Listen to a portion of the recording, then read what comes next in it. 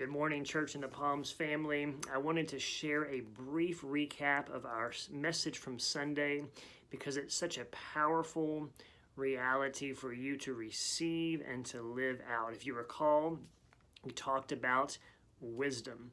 We're right there in James chapter 3, just in the last couple of verses, and you might remember that James says there's one real kind of wisdom that comes from heaven, and we experience it in an attitude of humility.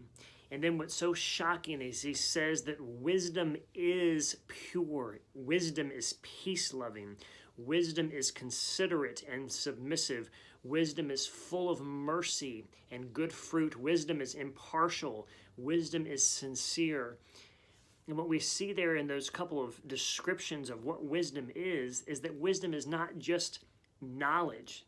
And some of us kind of already knew that. We know wisdom and knowledge aren't the same thing, but sometimes we hear that wisdom is applied knowledge. But as you can see right there from James, what he's trying to describe is so much more than simply applying truth to our life.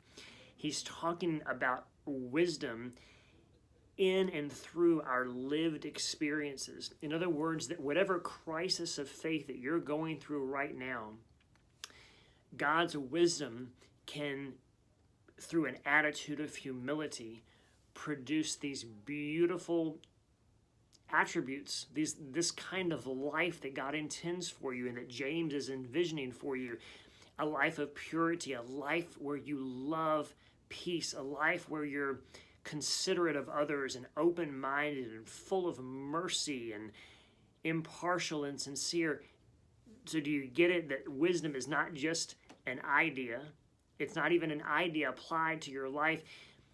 What we need to do is become a student, an expert of the actual experiences that we're having so that we can put those experiences in tension with God's truth and let there be a conversation between our experience and God's truth.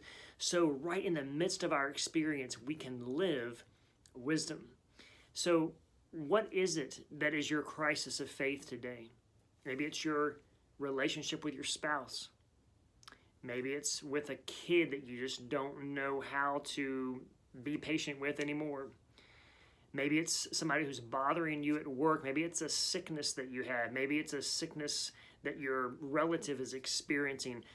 What I'm asking you to do, what I believe James is trying to get at, is that there's this tremendous opportunity we have to really reflect deeply on our experiences in humility, and that we can actually experience wisdom in the very experiences that are challenging to us, that make life seemingly so difficult, that we can experience a life that can be described, a wisdom that can be described as pure and peace-loving and considerate and submissive and full of mercy and impartial and sincere.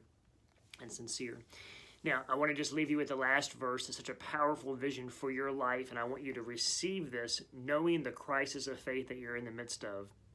James says that you can sow a harvest of righteousness in peace.